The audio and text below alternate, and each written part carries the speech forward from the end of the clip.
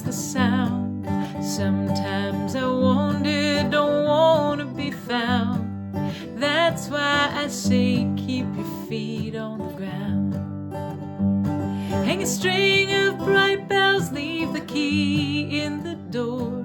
Sing me a song of a comforting shore. Hang the bells high, let the wind take the song. Then I'll know I am home.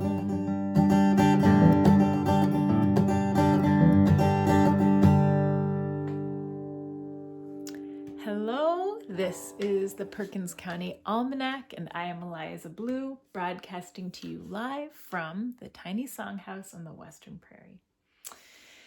It is Saturday night, and I grew up in the Christian tradition where the Saturday before Easter was kind of the quietest time. So starting with Good Friday and then through Saturday, this was a time of introspection and not always comfortable introspection. Sunday was a time for rejoicing, great rejoicing, Easter Sunday, but the Friday and Saturday before were a time for quiet. And today here in Perkins County, we are having a soft snowfall, which is unusual for us. Usually weather likes to come in big. It's kind of the big go big or go home here. So to have the snow falling in these big, fluffy, gentle flakes and falling down, my husband and I were just joking, like we're used to snow that comes in sideways. So to have snow that's falling straight down is a little unusual. And because it's a damp spring snow, and it's kind of dampening the sound too. So the world is feeling extra quiet right now when I step outside my door. And that, I don't know, it feels kind of like a lucky synergy to be experiencing that quiet on this night or this evening. Now, if you have been kind of watching this show, we are now on our third episode, and this definitely still feels like a work in progress. I'm trying to figure out what we can build here together. And I've been thinking a lot this week, really specifically about what the difference is between creating safe spaces and creating brave spaces. Because when I initially imagined this show, I was imagining something that would bring us together in a really comfortable and comforting way. And those are the kind of spaces I want to create most of the time. Like I kind of wish I could just run this restaurant where everyone could just come in, like nobody ever had to pay. And it was just all these big long tables and everyone could just sit down and eat really, really great food that was, food we raised ourselves. But I'm confronting the reality that that's maybe not the world we live in right now. And that maybe brave space is more what's being called for in this time. And that feels super scary. But I've also been thinking, because of Easter Sunday, how, my goodness, Jesus was the ultimate radical, right? I mean, talk about creating brave space. He really was up against the empire and died because of it, because of standing up for what he believed, which at that time and in that place was not popular. So that's a pretty profound thing to be contemplating today. So usually we start with me sharing different stories from you all, which is such a delight. I've been getting letters and messages from everyone, and I absolutely love it. So please keep sending them. And I'm going to start with, so what I had asked for this episode was if you specifically had any ways that you celebrated this time of year. So whether that's Easter or some other type of celebration around renewal and the return of the warm weather, which again, for us here, this isn't necessarily the return of warm weather or spring quite yet. We're getting close, but we're not there quite yet. So here are some of the things that folks sent me. This is from Susan Bishop. She says, I grew up in Bison. This is the town right by where I live. And I walked the 2 blocks to and from school. I remember celebrating spring by splashing through puddles in the sunshine on my way home from school, which I have to say, so because we live in, where we live west of the Missouri, it's really dry here. So our average rainfall is like 13 inches. So I think, celebrating by splashing through puddles is like a double celebration, because it's not only that it's warm enough that there'd be water instead of ice, but also that there would have been moisture in the ground, because that's a thing we definitely celebrate here. All right, from Roberta Kepler. Our small community, McLaughlin, had a joint Good Friday service with folks from many denominations sharing song and worship. Mom always got us new dresses and hats. I remember this too, because we also were a new dress and hat family this time of year, and it was a pretty big deal every year to get, we didn't get a lot of new clothes, so that was a pretty big deal. This is from Sarah, who lives here in town. I remember an Easter when my boys were maybe 5 and 6. We celebrated Easter by making snow bunnies outside with my little cousins, which I love because my kids are literally doing this right now.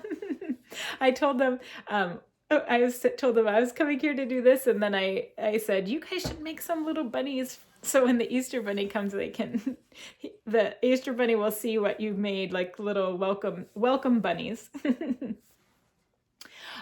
So this next one, this is pretty fun, because this is so my friend Heather had texted me about noodles and raisins, which apparently is a traditional meal for Germans from Russia.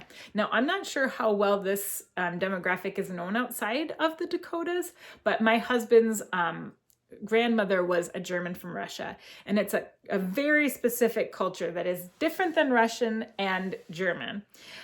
So this tradition, Heather had written me about, and then my friend Ruth actually wrote about it for the Tri-State Livestock News. She's an editor for them. So I'm going to share the piece that she wrote for their publication about this noodles and raisins meal, which apparently can also be noodles and plums, dried plums. So Ruth writes, I don't know what started the noodles and raisins meal. She's referring to like when she was a child going to celebrate with her, or going to this holiday meal with like all of her relatives on that side of her family.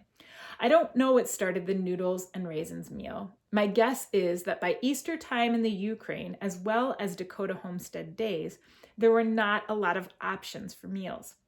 The previous harvest stores would be depleted, but the hens would begin laying again as the days got longer, so making noodles with lots of eggs in them would be possible. What dried fruit was at hand, raisins, prunes, would be stewed to accompany the noodles. Perhaps the tradition was born purely of practicality, possibly even out of scarcity. Perhaps the sehr gut, it's so good, for something so simple, speaks to a deeper and more meaningful tradition, gratitude to God for provisions for body and soul.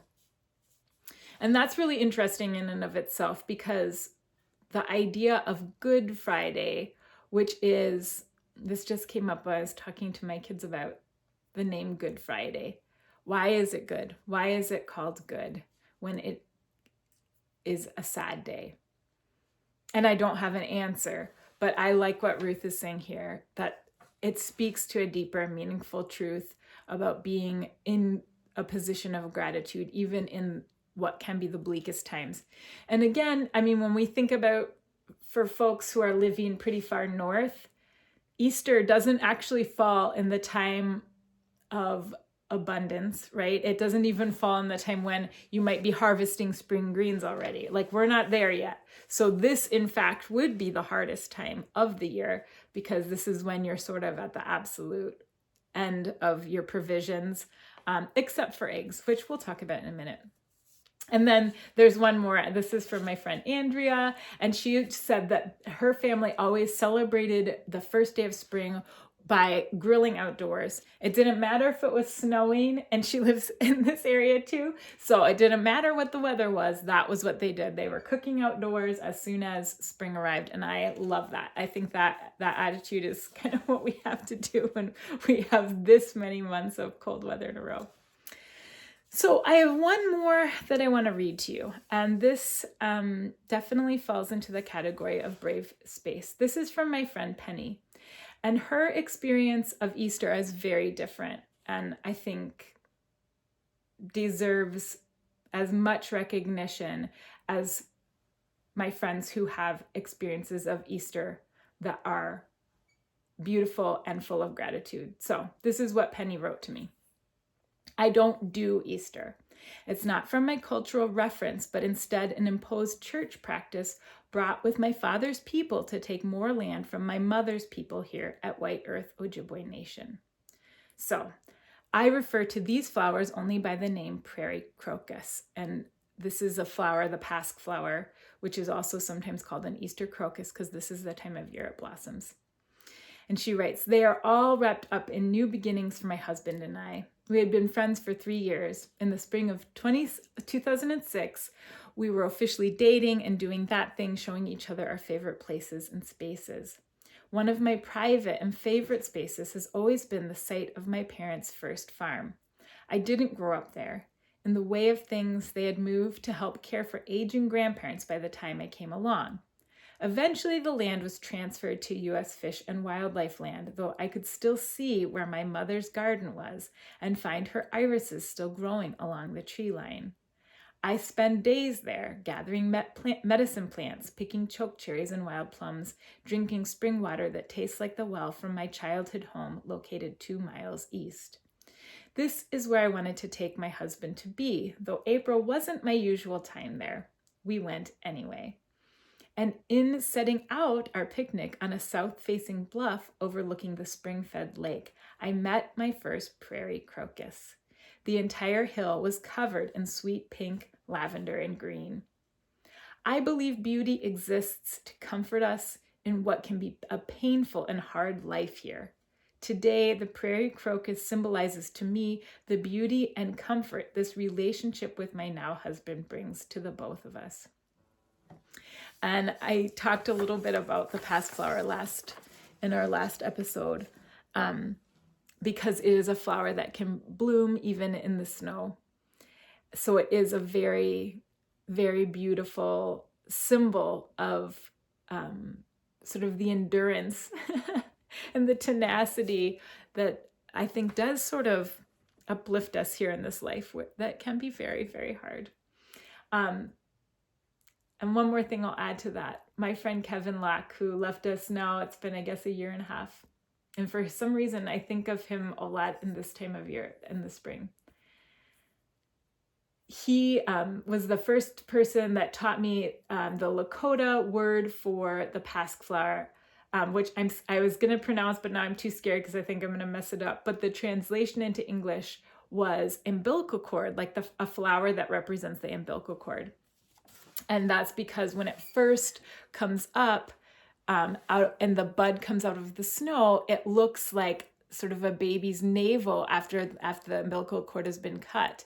And you can just kind of see it's just this little round, and it's, often kind of brownish, purplish. And then of course it opens up into a flower.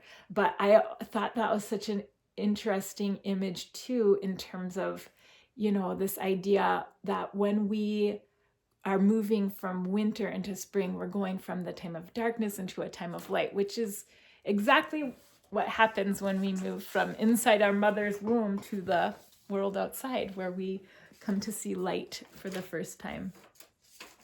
So I'm going to sing you a song that I wrote several years ago. my show Wish You Were Here, we traveled to the Stone Church. I think they call it, there's several names for it. One of them is Little Stone Chapel. It's on Standing Rock Reservation, and it is built from rock that was quarried from the creek bed behind it. And it is an amazing and very sacred place, but it is not without a complicated legacy. And I think it stands as a really amazing, man, I don't have good language for a lot of this stuff because it's sort of beyond the realm of what I know how to describe. It's more feelings than thoughts at this point. But a lot of truths are held there, I guess, is maybe one way I could put it. And just to make a little joke here, I was teasing my friend Heather about the line from Princess Bride where if you're not familiar with the movie, please go see it right away. It's brilliant. Anyway, where one of the lead characters, whose name is Wesley, by the way, which my son is also named Wesley, and that is not a coincidence. He says, "Life is pain, princess. Anyone who tells you differently is trying to sell something." And I've been thinking all week, life is complicated.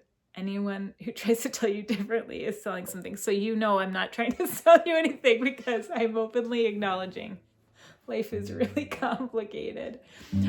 So that's what this song is about. I think sometimes it's easier in songs and poems to acknowledge the inadequacy of language to describe all that is held in places and words and relationships. But this song is my attempt, I think, to capture a little bit of that place.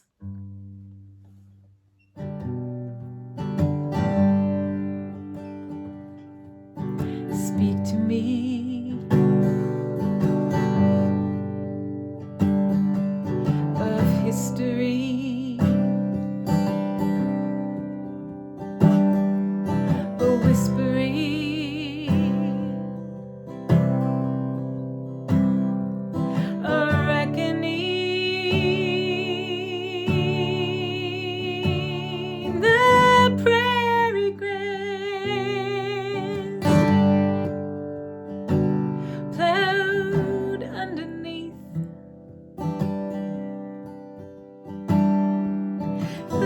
were cut and the cuts were deep.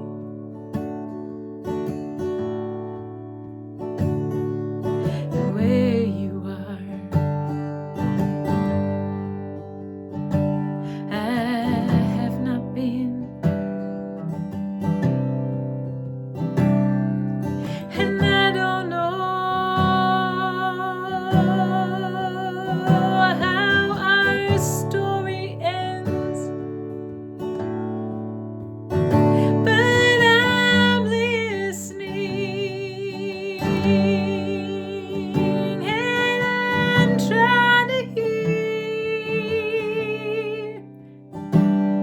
where the Spirit speaks,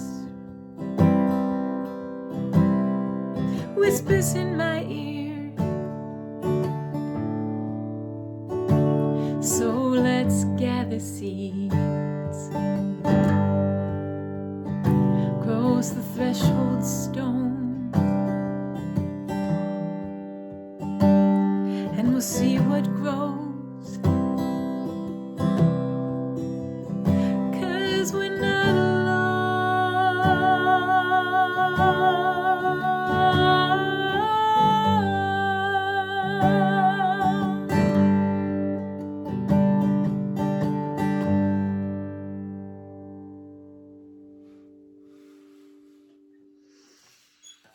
All right, I'm going to read you one more thing that I wrote.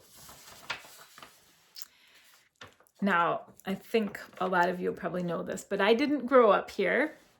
And where I did grow up was a lot more temperate than the Dakotas. So that's a little bit about what this piece is referencing. So this is the column I wrote last year for Easter. Growing up in Michigan, Easter almost always arrived during the first full blush of spring. Our side garden would be alive with daffodils and pastel tulips. Our Easter outfits were worn with light jackets and dress shoes. That is decidedly not the case on the northern plains.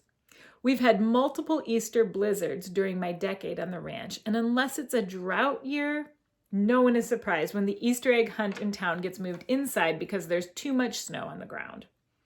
Here, if you want to show off your fancy dress shoes at Easter services, you usually need to wear winter boots and change in the mudroom at church. The connections between our Easter traditions and the first weeks of warm weather were so obvious to my child self, I barely even noticed them. Of course, Easter decorations featured spring flowers and Easter dresses were short-sleeved. Of course, the colored cellophane grass in our Easter baskets was green. In southern Michigan, outdoor Easter hunts were only canceled on account of rain. It wasn't until I had chickens of my own that I began to understand some of the other associations. Hens start laying more frequently with the return of longer days, so the spring equinox is when we usually expect our egg supply to shift from a trickle to a steady stream.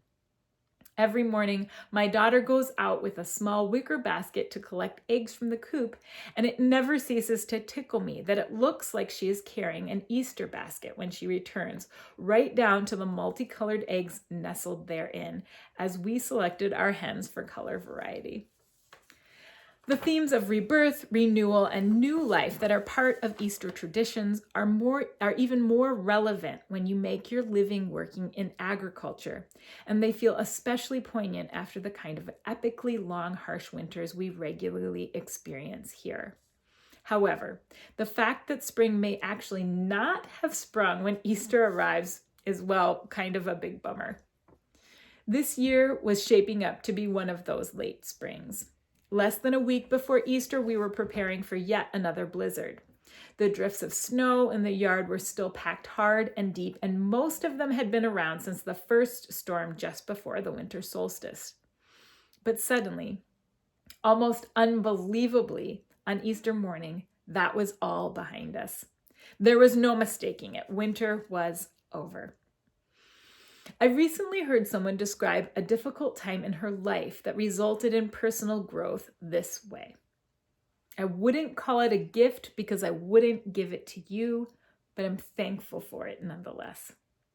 Waking on Easter morning to a yard full of birds singing, the smell of wet mud from the snow melting, the whole prairie singing a hymn of thanksgiving, I felt the same way.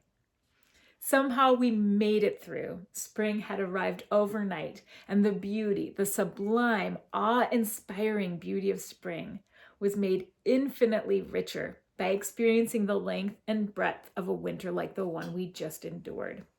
I wouldn't wish for another winter like that anytime soon, but I don't remember ever appreciating the splendor of a seasonal change more than I am right now. As I write this, I am sitting on the porch with my laptop. I can hear the mama cows out in the pasture talking to their calves, a woodpecker in the tree break looking for supper, a flock of geese honking over my head, and the robins serenading each other with their evening melodies. The dogs are sleeping by my feet on the cement that's suddenly barren of snow for the first time in almost 4 months. The sun is setting and there's still a chill in the air, but I don't want to go in yet. Instead, I'm going to sit here a little longer and listen to my other than human neighbors going about their business now that we are all liberated from dens, barns, and houses. It's good to be back together again. So I am going to leave you. Last week I read a little blessing and I loved it so much that I'm going to leave you with it again. Maybe we'll just finish the shows with this. I'm kind of shortening it up. May the blessing of light be on you, light without and light within. May the blessed sun shine on you and warm your heart until it glows, so that a stranger may come and be warmed by it, and also a friend. May the blessing of rain be on you, soft, sweet rain. May it fall upon your spirit so that flowers may spring up. May the blessing of the earth be on you, the great and round earth. May you have a kindly greeting for folks you pass as you're going along the road. May the earth be soft under you when you lie upon it, tired at the close of day. All right, my dears, I hope you have a wonderful, wonderful time celebrating the return of spring. And I will see you next time here in the Perkins County Almanac.